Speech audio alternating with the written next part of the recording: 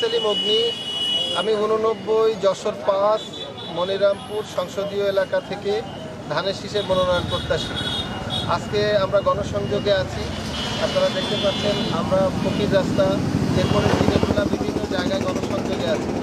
আমি ধানের শীষের প্রার্থী হিসাবে সবার কাছে দোয়া চাইতে আসছি আগামী দিনে আমার প্রিয় নেতা জনাব তারেক রহমান ঘোষিত 31 দফা বাস্তবায়নে এবং প্রিয় নেতা শহীদ প্রেসিডেন্ট জিয়াউর রহমানের 19 দফা কর্মসূচি এবং ন্যায়ভিত্তিক সমাজ ব্যবস্থা, সমাজের প্রতিটা পর্বে ন্যায় প্রতিষ্ঠার লক্ষ্যে যে সংগ্রাম, সেই সংগ্রামের দাওয়াত নিয়ে ধানের শীষের পক্ষের দাওয়াত নিয়ে ধানের শীষের মনোনয়ন প্রত্যাশী হিসাবে সবার কাছে দোয়া প্রত্যাশা করার জন্যই আমি গণসংযোগে আছি।